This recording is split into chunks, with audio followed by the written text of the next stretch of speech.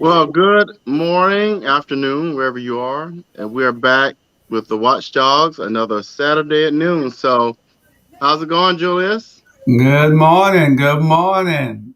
Hi. Well, I'm here. It's football Saturday. And so, after the show, I hope to have a light beverage, nothing too risque. Maybe a grill going, I don't know. But today we have a great guest, someone I'm excited to bring on to the Watchdogs because last year I was in the same hot seat as Patty Durand. So, Patty, welcome. Thank you. Thank you very much for having me. We're glad to have you. And we understand that you're running for this funny sounding seat called the Public Service Commission. That's right. It is the most important state agency you've never heard of, as the saying goes. I don't like So, the yeah, setup yeah.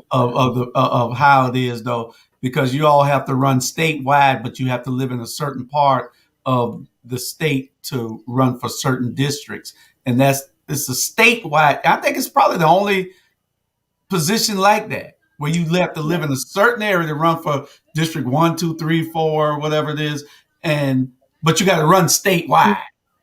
Yes, it's a known voter suppression technique called vote blocking. And the way it works is they require one of five districts, one commissioner per district, which doesn't make sense because energy policy is set at the state level and doesn't differ between districts. And also, if you have to live in a district, the voter has never heard of that district. So they'll say, oh, District 2, I've never heard of District 2. That's not my district. So I'm not going to pay attention to that race. And it's a good Exactly. way to disengage the voter from the election, which is has been fairly effective. That plus the name Public Service Commission. You know, many states call it Public Utility Commission, and then you know right away what it does. But when you call it service, that doesn't mean anything. So, excuse me, between the two issues, the districts and the name, it's a good way to keep voters disengaged, which is what they want. Okay, so let's get the 800-pound elephant out the room.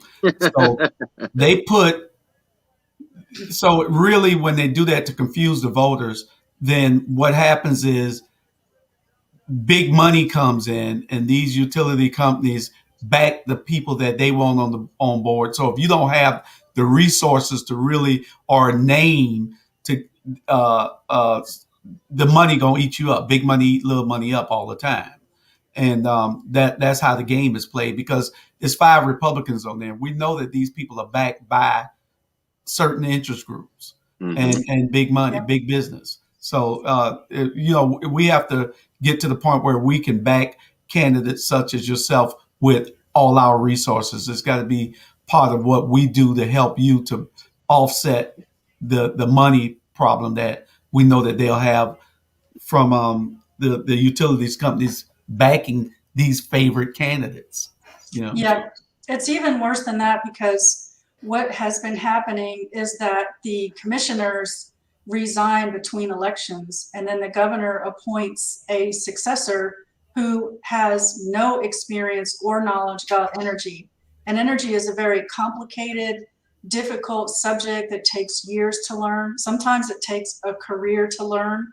It is not something that comes easy to people. And in our conversation today, there's a lot of things that I can't even discuss because people don't understand things like regional transmission organizations and FERC, the wholesale power trading and demand charges that calculate the highest electricity usage for 1 hour of a billing period times a certain number of kilowatts. Like that's just stuff people don't understand. They don't need to understand, but you would think a commissioner needs to.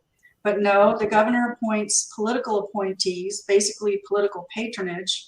And the four of the five commissioners sitting right now were all appointed in the way I just said and had no energy experience, but they were donors to the governor who appointed them. It's crazy. So we got to get rid of the governor. It's very Yeah, that's what we disrespectful. began. It's very disrespectful to the people of Georgia because they deserve commissioners who understand energy. We're in an amazing era of clean technology now. People need to understand how it works, and they don't when they come in having had no career interest and no experience in energy. All they have is they donated to the Republican Party and they get the appointment, and then they have to learn it on taxpayer expense. Yeah. Yeah. Right. That's true. So it's very disappointing. And then, yeah, then it also subverts the will of the people, because they, again, don't know what public service commissioner means. They don't understand the districts, so they don't pay very close attention. And then the game is played that way. Okay. So why don't you? Oh, go ahead. Go ahead, Joyce. No. Go I ahead. was going to tell her that, we bypassed all that and got right into the juices, but we want the people to know who you are. So just tell everybody about yourself for us. Sure. So I do have energy experience. I've worked for the last 10 years leading a nonprofit called the Smart Energy Consumer Collaborative. And that nonprofit's mission was to research and understand residential consumers and what they want, what they know, who's out there, what their values and attitudes are about energy. And the reason we existed, we were founded in 2010 on the cusp of a pretty major revolution in the energy industry in terms of grid modernization, where we've got smart meters, we've got digitization of grid operations, we've got a lot of high-speed internet and big data technologies that are applicable now.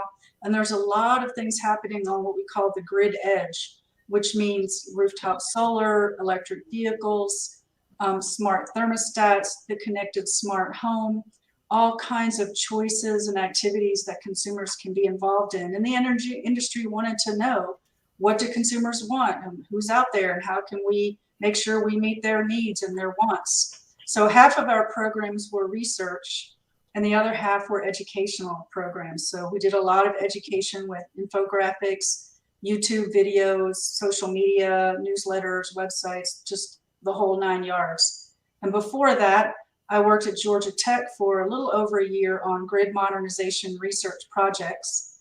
And before that, I ran the Georgia chapter of the Sierra Club. So I had a very good grounding in environmental issues and energy policy issues, because when you're working on climate change, which nearly every nonprofit is in the environmental space, you get to energy pretty quickly. And when you get to energy, you get to the Public Service Commission. So that's how I wound my way to learning about the Public Service Commission. And just one more thing before the Sierra Club, I have an IT and business background, so I did a lot of work for Compaq and Hewlett Packard. So all those skills together really positioned me to run for this office and enable me to understand the issues, hopefully share and educate the issues with voters, and do a good job when I'm elected. And I think you mentioned the educational part. I believe that is very, very core to how we help voters understand why this is important. So if you could help the voters and the viewers who are watching, and folks, you need to share, and get people involved so that they were watching this. But help people understand, why does this particular why does this particular commission, why is it important to people? Absolutely. I'm glad you asked that, and definitely do share. Thank you for the pitch, Robert. So I created a flyer actually just this week. It just got loaded on my website yesterday, called "What Does the PSC Do?" And what I like to say is the Public Service Commission is created by the Georgia legislature to oversee the monopoly utilities in each state. Utilities, let me back up. Energy is so important to our life, to our economy, that it can't be left up to a free market. The government decided, I guess in 1892 or sometime in 1800s, that monopolies should be illegal. There were some big price fixing scandals, so the Sherman Antitrust Act was passed, and monopolies have been illegal ever since, because this country values a free market and business competition, with one exception, and that is utilities. So we can't let electricity be up to the free market. And so in order to protect people from the power of monopoly, every state has a public service or public utility commission, as I like to rename it. And that commission's job is to protect people from the power of monopoly. That is their job, to make sure that prices are kept low, that investments and decisions on what to build are fair and appropriate, and to make sure that the captive customers, or what they're known as captive customers, the customers of a monopoly, that they're treated fairly and that there's no cherry picking, that everyone in a monopoly's territory is served equally and has to pay the same amount, and so on. So that's the job of the commission. This commission, every state's a little bit different, but Georgia's commission regulates natural gas, it regulates telecommunications, and it regulates electricity.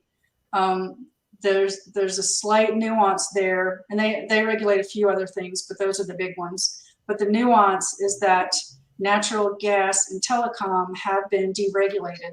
So they really provide more oversight and not heavy regulation on those industries. But for electricity has not been deregulated. And so Georgia Power is the main utility that this commission regulates. And why should you care? Because utilities matter a lot in housing affordability. Whether you're a renter or a homeowner, your bills make or break whether you can afford to remain there. And electricity is the one utility, well, along with water, but water is managed out of your county or your city. It's not regulated by the Public Service Commission. It's kept completely managed by your local elected officials. But electricity is life-giving or life-taking. You can die if you don't have electricity. So it is important that the commission closely regulate that. And for those of you who are on a municipal utility or an electric membership cooperative, those are also regulated by the local entity, like the city or the co-op itself, not by the state regulatory commission. It's important for you because if your bills are too high, maybe you'll have to decide whether you're going to buy groceries or pay your prescription bills or pay your electric bill. And those are some pretty horrible trade-offs. And our bills are quite high already. We are the 4th highest in the nation for energy bills, and that includes natural gas and electricity. So we're already pretty far off track here from this commission. And if we combine what you said with my good District 5 brother Carl here, one of the things that I'm going to kind of shift us into is talking about, so the commission is a 5-member board. Mm-hmm. And so I'm Georgia Power, which everybody knows about Georgia Power in the city of Savannah. So I'm Georgia Power, and I want to go get permission to either A, raise a rate, or B, build a plant Vogel. So for our viewers, what happens is when your bill goes up or adjusted, they have got to get permission from the Public Service Commission to do anything. So plant Vogel, that's in Waynesboro, Georgia, right? That's in Burke County. That plant Vogel, that last year we talked about in that debate, and Jason Shaw blew smoke up your butt and told you that, oh, we're going to get it done. We're now delayed another, 5 to 10 years because of silly mistakes. So, I mean, what are your thoughts about that? And how do you ensure voters and viewers that, you know what, I'm going to hold the Georgia Powers to the carpet when it comes to things like raising rates and a plant Vogel? Yeah, so for plant Vogel, that is a nuclear power plant that's under expansion in Waynesboro, as you said. And right now, I guess I have the gift. I don't know if gift is the right word, but I'll go with it. If you can think of a better word, let me know. But I have the gift that none of my predecessors have had, and that is the rate increases for Plant Vogel are happening during my campaign. They're no longer theoretically off in the future and easy to ignore. In fact, in October, just coming up next month, the Georgia Power has approached the commission for approval for a 2.89, basically a $3 billion rate increase for the costs incurred for Plant Vogel. And they will be back before the commission next year with another $3 billion for, I neglected to say the 2.89 billion in October is for Unit 3. And next year, another $3 billion for Unit 4 for a total of $6 billion added to the rates. And that is a very big rate increase. And those rate increases you will feel. And that is how, that is the pernicious part of Plant Vogel, is that the cost overruns are so high and so many billions of dollars that everyone is going to feel the pain. And even if you're not a Georgia Power customer, you will be impacted too, because almost 50%, or actually a little more than 50% of the power that plant will generate has been bought by the electric membership cooperatives and the municipals in Georgia. So 97% of customers who buy electricity in Georgia will face these increases. I think the only exception is going to be TVA customers, a tiny sliver of Northwest Georgia, and they're the only ones not on the hook for this plant. So yeah, it's been a wild, horrible ride for Georgians. This plant is 100% over budget at $32 billion now. That is the most expensive power plant ever built on Earth. That is federal level money. No state normally spends $30 billion. That is federal level money spent by one state on one power plant. And we're not a rich state. We're in the bottom 10 in terms of personal income, wealth, and education. But rich states like California, New York, Pennsylvania, they would never do this. Their commissions would never allow a behemoth like this. And just to finish your question, Robert, sometimes people will say, oh, well, it's, what can we do now? It's done. Like, I don't even know why you're telling me about this. I don't want to know about it and I can't do anything about it. That's actually not true. There are a couple things that can happen. One is the commission can decide that all of those cost overruns should be paid by Georgia Power shareholders, or all the cost overruns must be paid by ratepayers, or some percentage in between. That is their ability to do. And so that is a decision that people can have input on, and many nonprofits are organizing public input right now. So if you want to have of course, you can go down on your own. Just pay attention to your local paper, Savannah, AJC, all the papers will be reporting on it, but it's in October when public testimony will be heard, and again next year. And the other thing is, because the commission allowed this to happen, this power, not only is it the most expensive power plant ever built on Earth, it's 9 times more expensive than the next generation choice the commission could have chosen. Right. And they knew that in 2017 when they recommitted to the plant, right? So they knew they were being bad. And my thinking is that there needs to be accountability. We are facing huge rate increases. We're facing a giant plant with major cost overruns, and the commission made this plant happen with no cost cap. So who does that? Who gets to build a house and tell the builder, it's whatever it costs, we'll pay for it, it's okay. No cost cap and no consumer protections. So there's been no risk to the utility. All the risk is on us ratepayers. And so my position on this is that the commissioners all need to be defeated, because there needs to be some accountability. If they can get reelected after doing this, there's just literally nothing they can't do. And I think people will be upset. This is a pocketbook issue. This is a management oversight regulatory issue, and they've let us down, and they need to be defeated at the ballot box as a result. Those are the two big things. I agree. Julian, I see Chuck has a question. If you wanted to present that, and then, I'm sure you got a list over there. Yeah, Chuck is one of our policy geeks, and we're going to get you on the show too. Policy professionals. We have fun a little bit, Patty, so don't mind. That's great. And we're going to get you on. They have a show, Better Savannah, him and John McMasters, and we need to get you on their show also. So you great guy. Because I just love you, because you got so much knowledge of this industry. And this is what it takes. People on this side of the aisle, with the Democratic aisle, to understand this industry and to step forward and want to serve. So we need to get your name and your face out there. So Chuck wants to know. So we'll get you with Better Savannah also. Okay. They're a Thursday show at night. So and they'll have you on. But it just goes back to the fact that how we need to make sure that we take the governor's office first. While we're taking the Public Service Commission, but once you get there, you're gonna need help. So we're gonna have to take those other seats also. But it starts with taking those first seats first. Mhm. And that's the only way that we're going to be able to get some change. And then I don't know, it's so much money involved in the Public Service Commission seats. Oh It's a God, yeah. lot of money involved because they don't want any change because they know that they have these people in their pockets. And Well, and to so, your Chuck point, Julian, go I don't ahead. mean to catch up, but to your point, I can guarantee you, if you go pull contributions today, I can guarantee you, Georgia Power has at least, at minimum, given Tim $20,000. I can guarantee you that.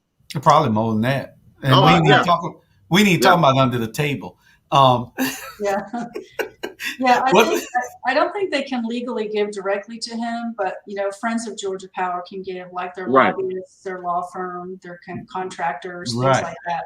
Well, right. what they do is they'll sponsor events. So it'll be something like an in Yeah. kind, but it shows up kind of, I forgot how we pulled it last time, but it shows up somewhat quite evidently, and you're like, oh, okay.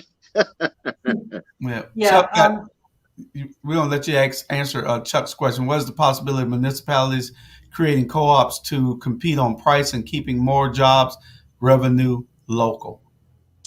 I don't know the legal side of that. It doesn't seem possible to me because I believe the co-ops were created by the Rural Electrification Act back when Franklin Roosevelt was president. And remember, he had polio and went to White Springs, Georgia, and saw a lot of poverty, saw a lot of people without electricity because the major investor-owned utilities like Georgia Power didn't serve rural Georgia because it was expensive to run power lines down long country dirt roads, for example.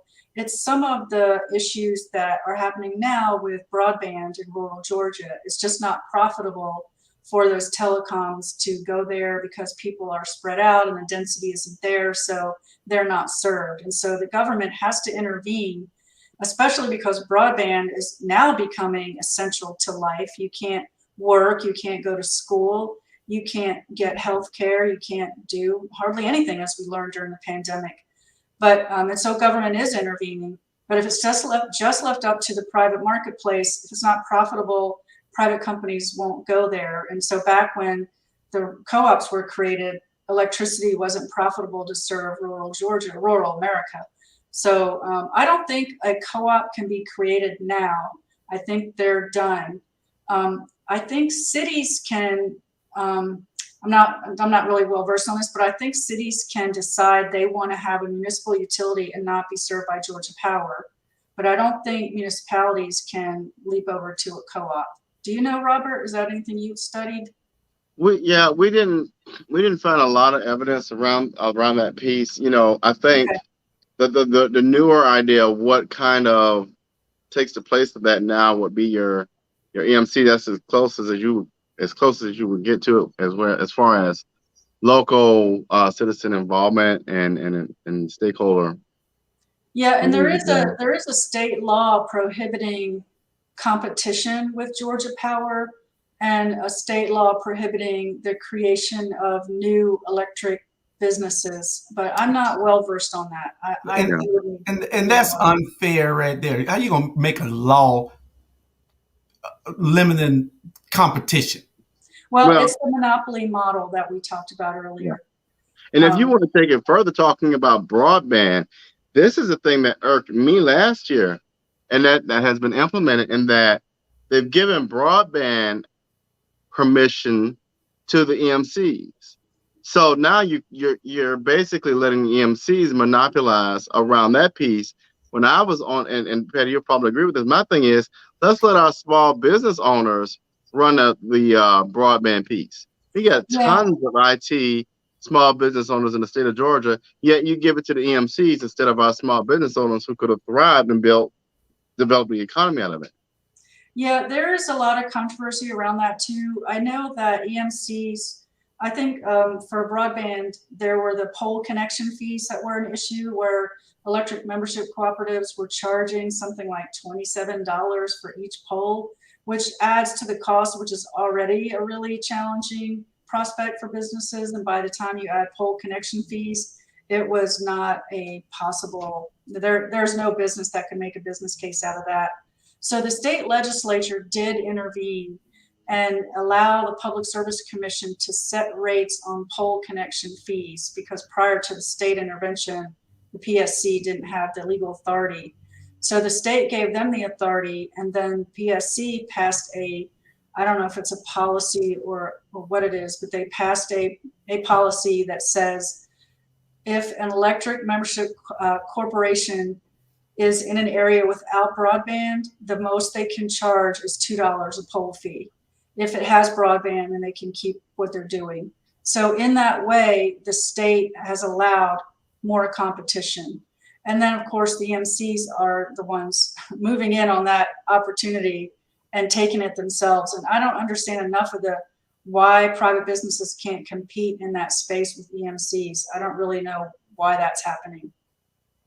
Well, it's my theory is it's a lot of back room, kind of dealing, because again, and Daniel said this before, and that, the shift in Georgia politics started at the PSC level, and that's because a lot of times Democrats, voters in Georgia even myself didn't understand that utilities are regulated through committee.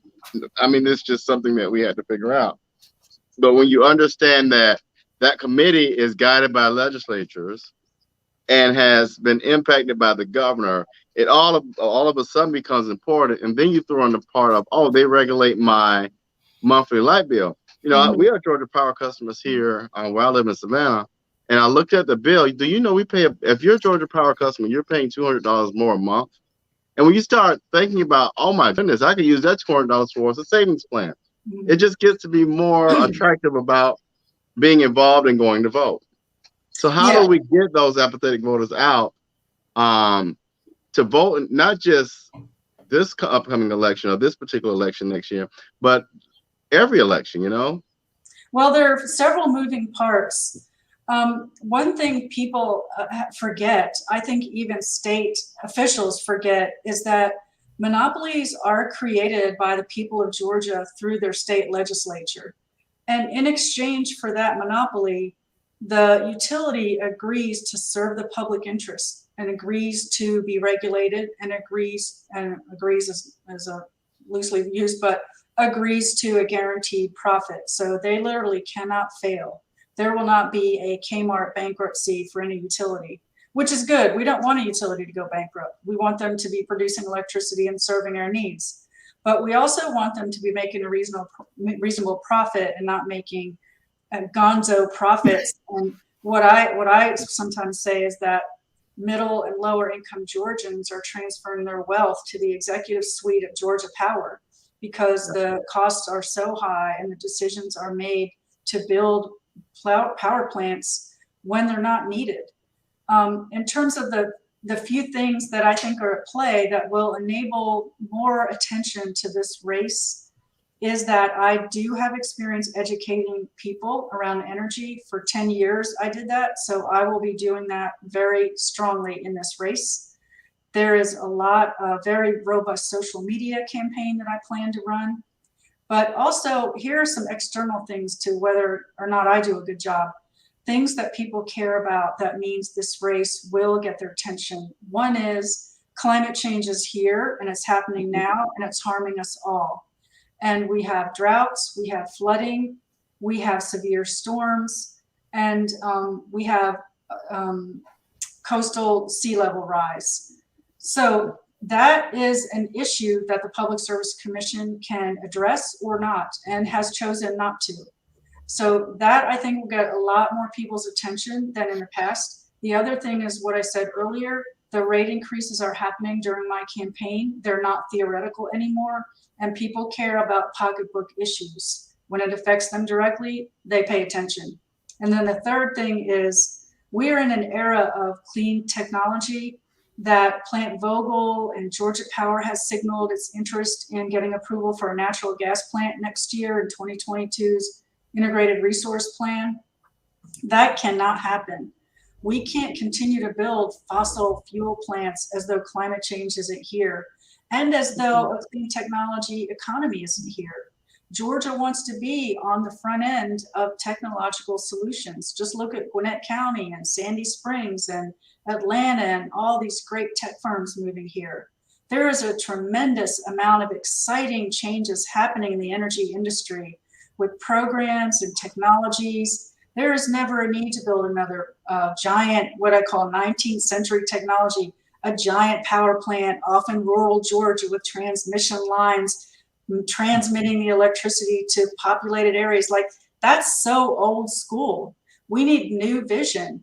We've got demand response. We've got microgrids. We've got community solar. We've got all kinds of things people can do with energy efficiency, what we call negawatts, or the watt never produced or consumed because people were able to use less and keep their quality of life.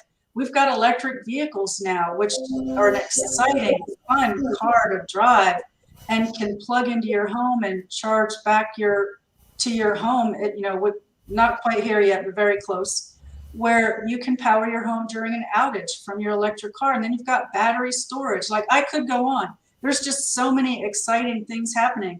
Why are we building an old giant plant out in the country somewhere with ignoring, we've got Georgia Tech and all these great universities that are on the front lines of these technology solutions.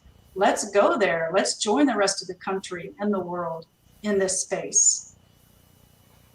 I think part of the problem with we have to bring attention to this position, this office, and it needs to be. I don't think we do a good enough job with it.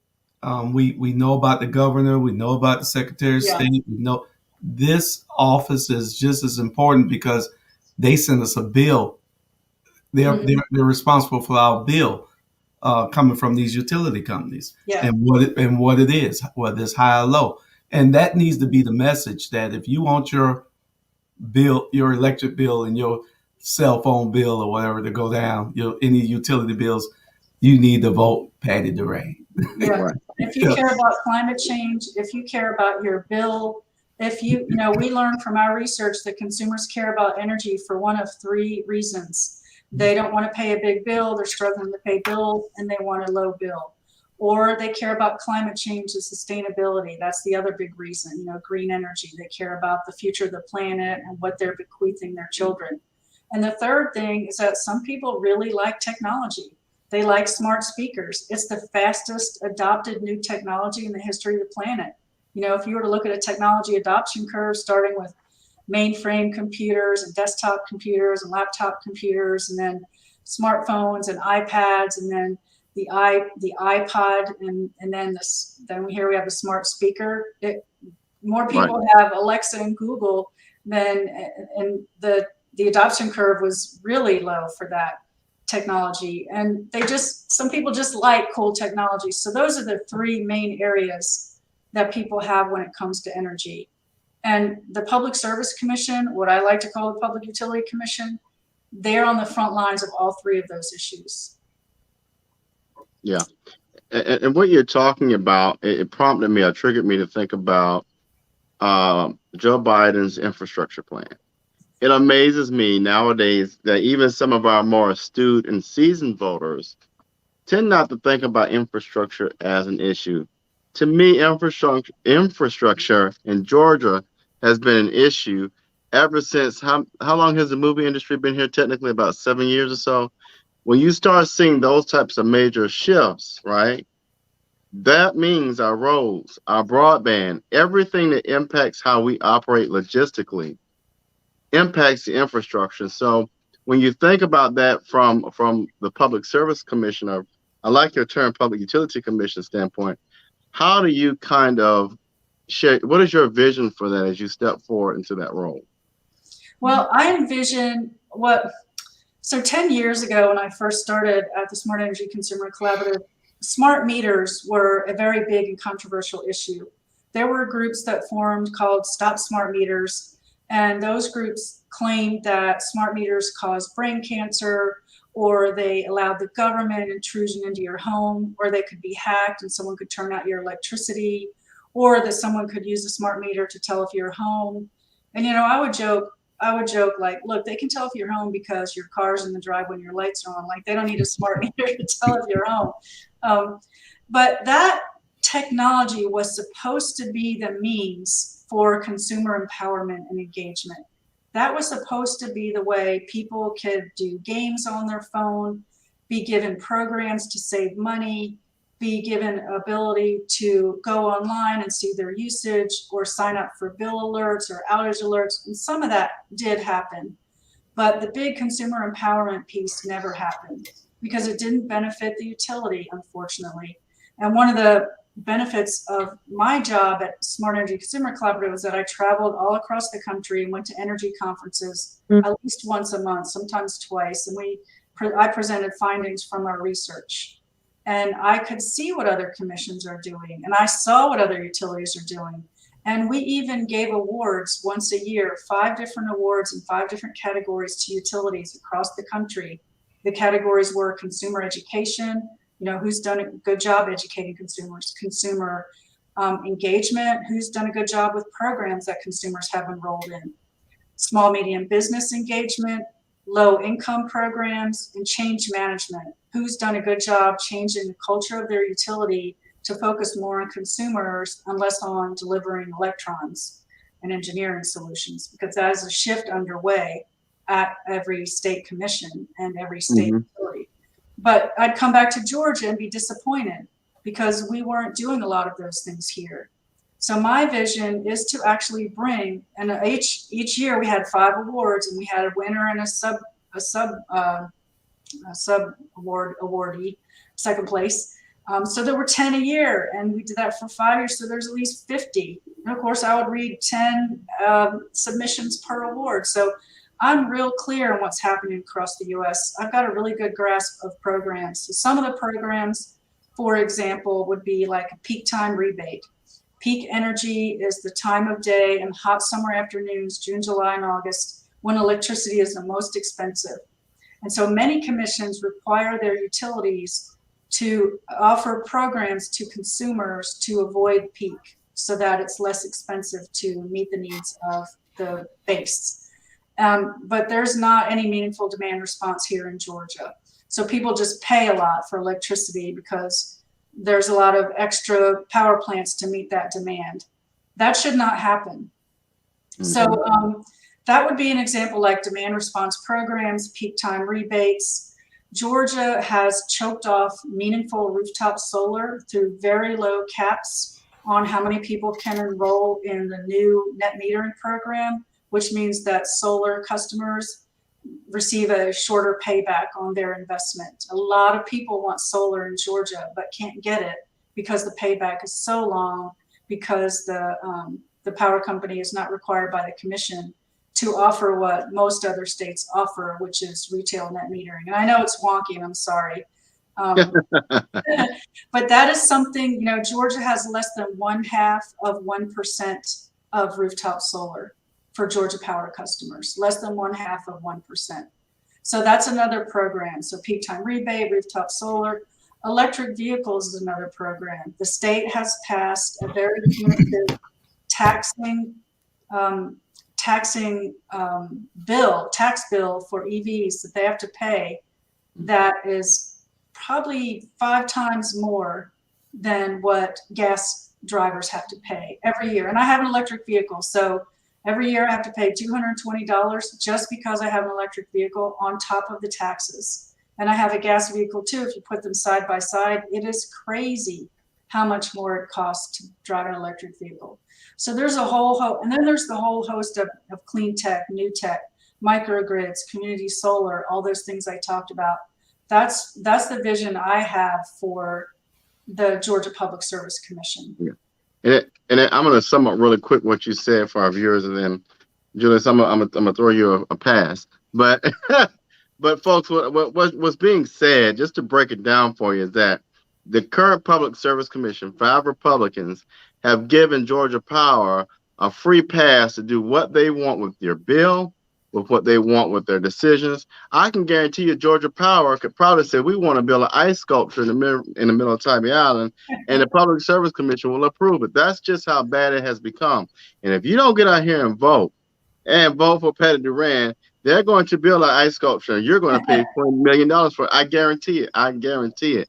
And so it's important we get out there and vote and to make sure that we're voting in every election. So, I mean, it's just that real.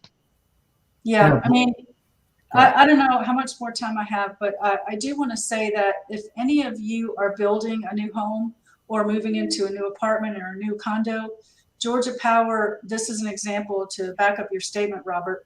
Georgia Power was able to get the commission to approve a new rate plan in 2019 that just went into effect in 2021. So just this year, it's only 8 months in effect. For anybody moving into a new dwelling, whether it's an apartment, condo, or house, when they call in to connect electric service, they're put on a demand charge rate plan, which has a very high fee for consumers and is very regressive. And I went down to the commission and presented research that showed that low income and affordable housing communities would be hurt by this rate plan and this rate plan should not pass. I brought our own research, I brought other research, and of course they passed it. And and the worst part about it is they don't call it demand charge, they call it smart usage.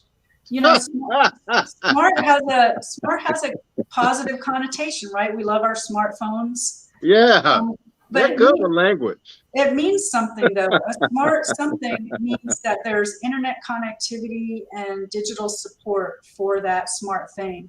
But this plan is not smart, it's dumb. It's actually evil because it raises costs. People on the smart usage plan will be paying 30 to 40% more for the same amount of electricity as someone on the traditional rate plan. And they won't know it because the bill doesn't say demand charge, and the demand charge is hidden on the bill. And if you try to go online and look at your usage online, for those of you that do that, that usage is gone. It is not visible in your online portal. And if you call the call center, they don't even know it. It is ridiculous that this plan passed. That's your ice sculpture on Tybee Island. Oh yeah. And you know, I thought, and I'm sorry, Julie, I just thought this is, let me be quiet a minute. You know, the new CEO, Chris Womack, is a fraternity brother of mine. And I just knew a good smart alpha man would get in there and change the things, but it's just business as usual. But hey, I just want to throw that out there, Julius. Go ahead. Ramona wanted to know, while you answer this question, if you know it, is that for the new poles, the big steel poles that's going up, or is it for the wood poles? Because we still got a bunch of wood poles in Savannah, and they're rotting. They need to be underground. I don't know. I think it's for any pole, but I am not sure on which pole. I think the connection fee would be for any pole, but $27. That's better be for those brand new steel poles they're putting up. Well, honestly, utility lines in Savannah need to be in coastal Georgia. They need to be underground. Yeah, they do. They do. They do. Make sure that, Patty, that you tell everybody how to get in touch with you, because Chuck is standing by to make sure that he gets you on the show.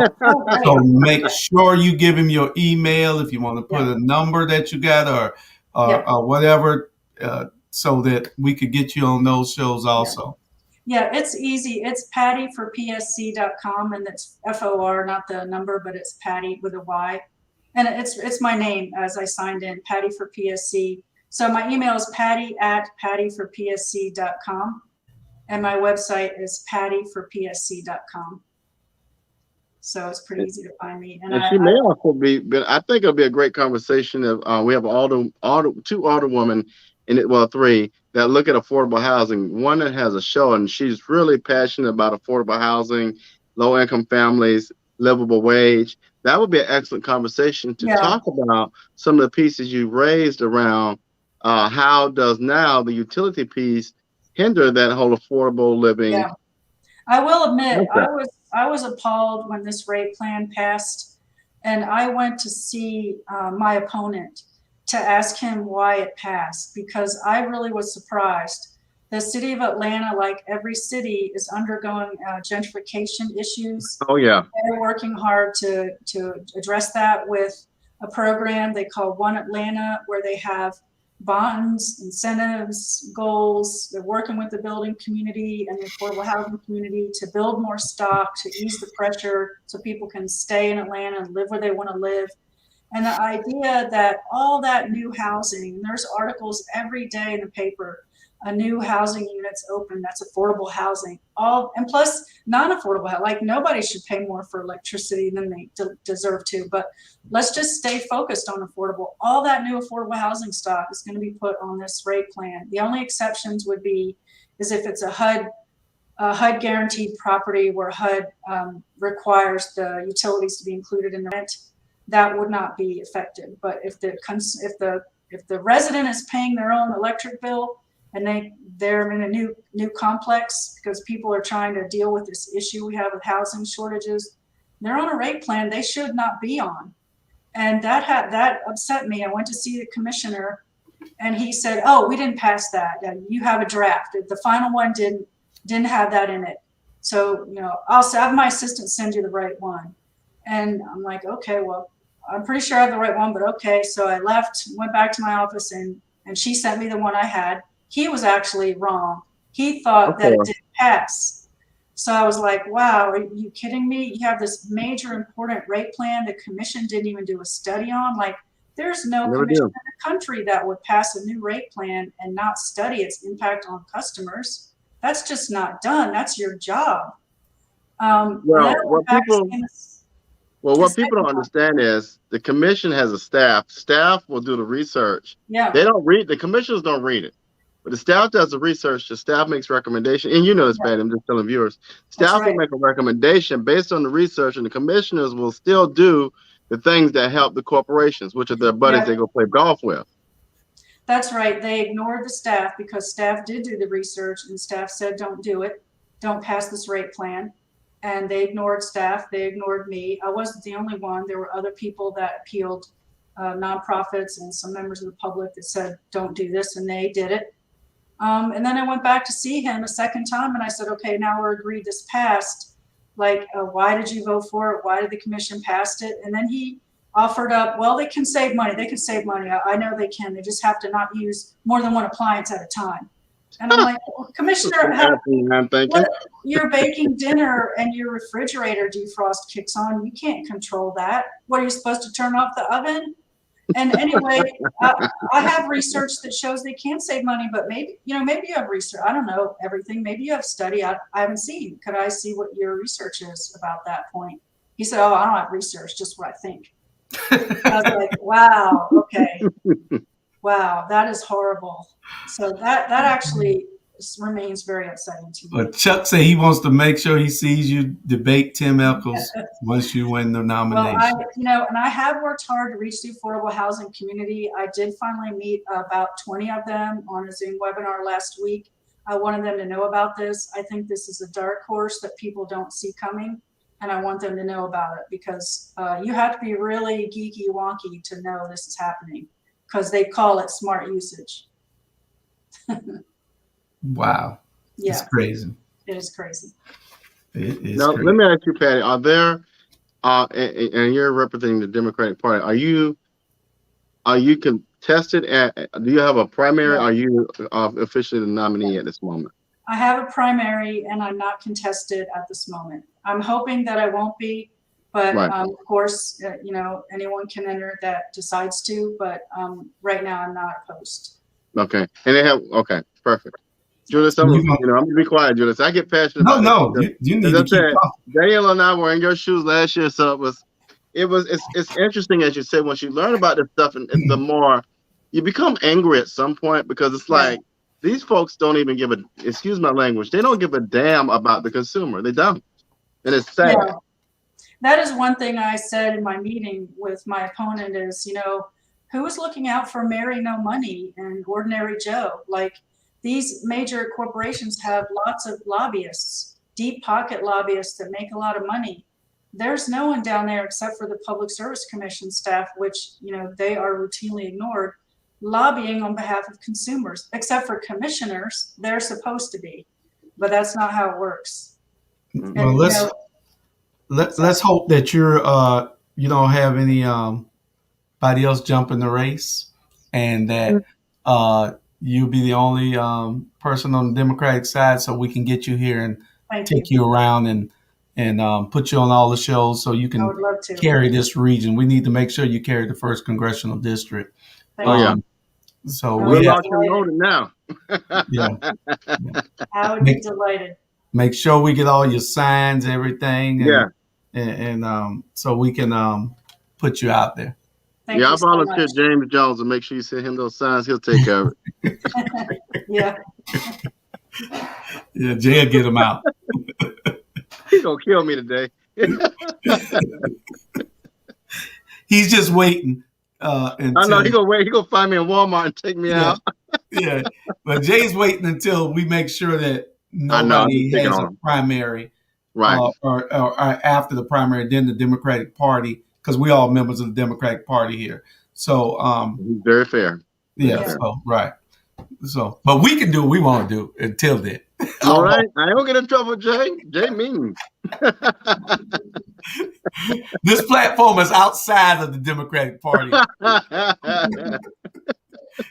So we're going to make sure that I hope Chuck can schedule you for pretty soon in the next couple of Thursdays. So I'm sure he's going to.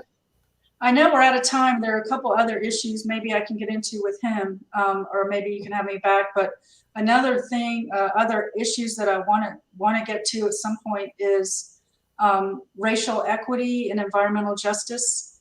You know, at Smart Energy Consumer Collaborative, we did a study on racial disparities in energy.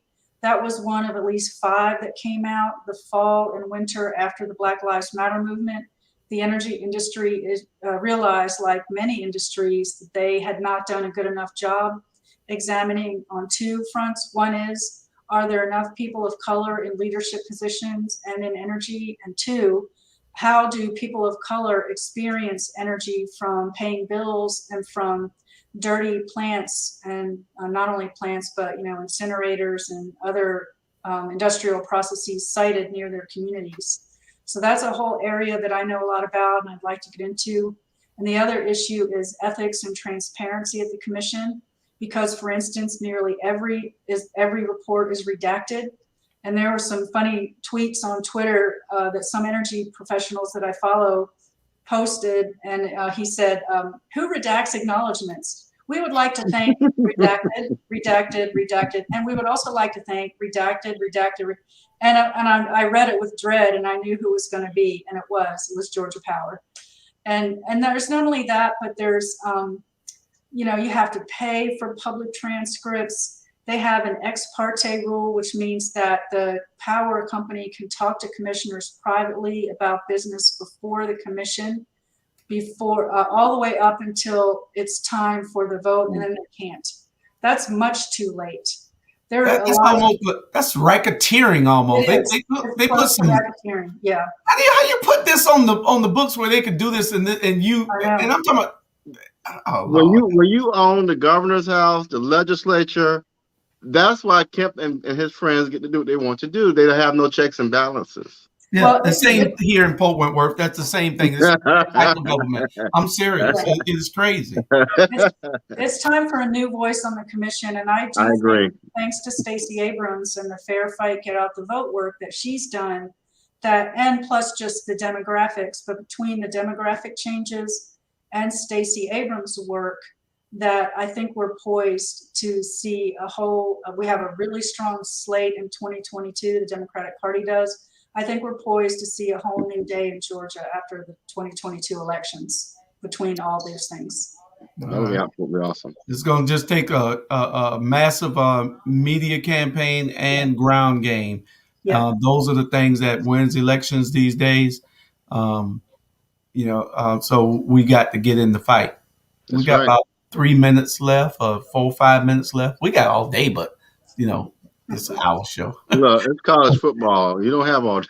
Yeah, I know. I need to go watch Georgia and Clemson. I'm watching it right here on the screen.